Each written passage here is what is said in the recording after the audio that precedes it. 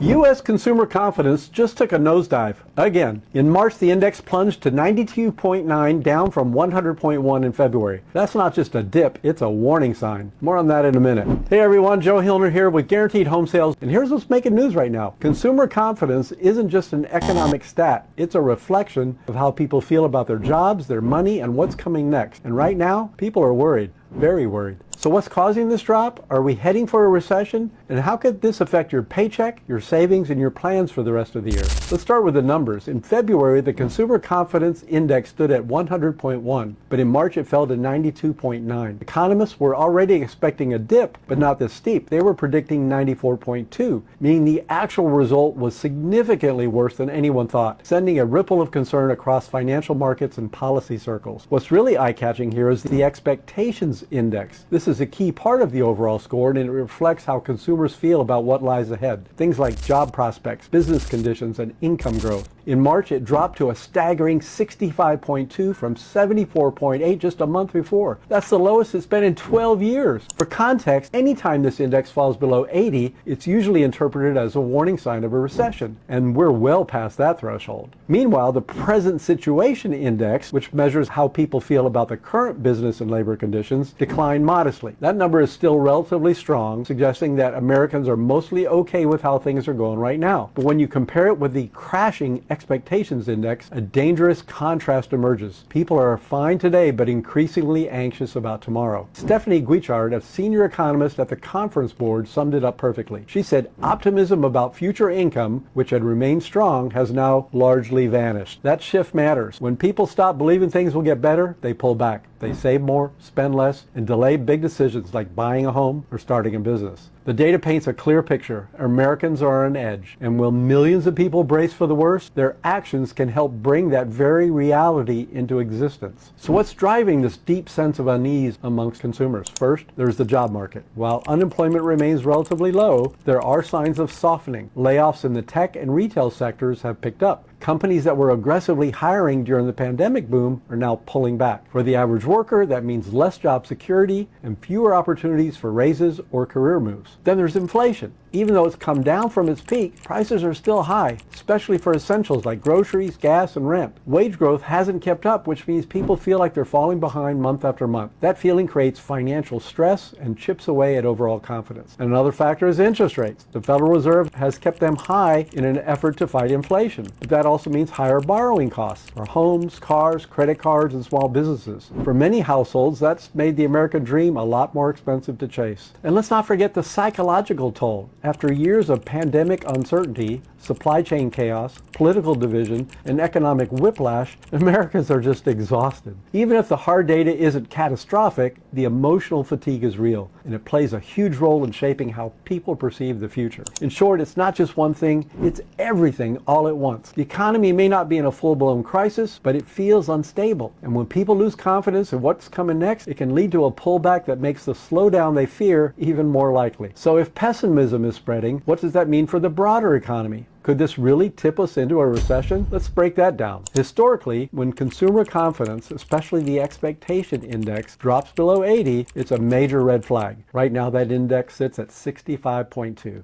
That's not just below the line, it's crashing through it. This isn't just a theory. In past downturns, like the Great Recession in '08 or the early 2000s dot-com bust, plummeting expectations were one of the first signs that something bigger was about to break. Why? Because consumer expectations shape actual behavior. When people expect things to get worse, they spend less, save more, and put big decisions on hold. Multiply that across millions of households, and the entire economy starts to slow down. And it's not just consumers pulling back. Businesses see this shift in sentiment, and they respond by cutting costs, slowing hiring, reducing investments, and in some cases laying off workers. That adds fuel to the fire. Confidence drops even further, and the cycle continues. Right now, we're seeing the warning signs stack up. Consumer spending is cooling, housing demand is softening, and business investment is showing signs of hesitation. Combine that with high interest rates and fading wage growth, you've got the ingredients for a slowdown. Of course, not every dip in confidence leads to a full-blown recession. But when the expectations index falls this low for this long, it's historically been a pretty reliable predictor of trouble ahead. So could this be the tipping point? If consumer confidence doesn't bounce back soon and people continue pulling back, we could see the kind of widespread economic slowdown that turns warning signs into reality. So now that we've seen the risk, how does this actually affect you and the broader market? Let's take a closer look. When consumer confidence falls, spending slows.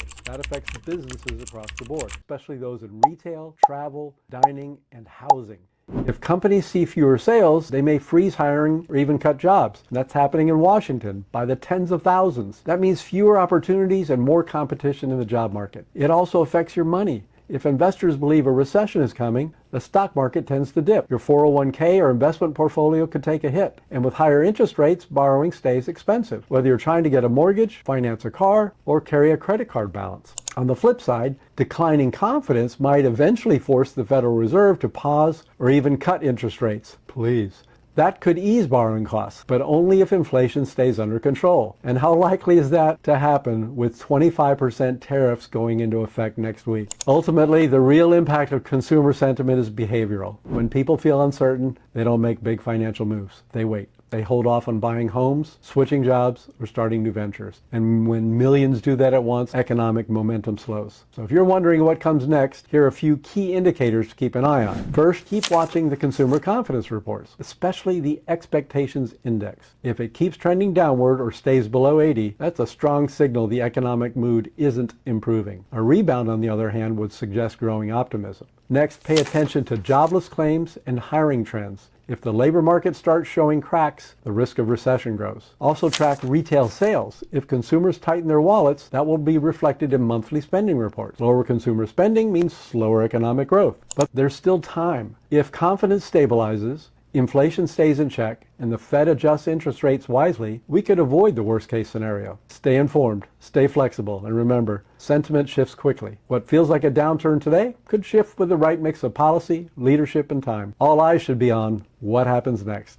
If you found this breakdown helpful, drop a comment below in your thoughts. I'd love to hear from you. Okay, that's it for today. Thank you for watching, and stay tuned for more updates on the ever-evolving housing market. If you'd like some specific market data on your neighborhood, just send me a text or give us a call at 954-799-6867. We'll send you the free report. If you're watching this on my YouTube channel and you like the information, don't forget to hit the like and subscribe buttons and the notifications icon, the bell down below. Until next time, this is Joe Hilner with Guaranteed Home Sales signing off for now. Go serve big, everybody. Be nice to each other. I'll see you next week.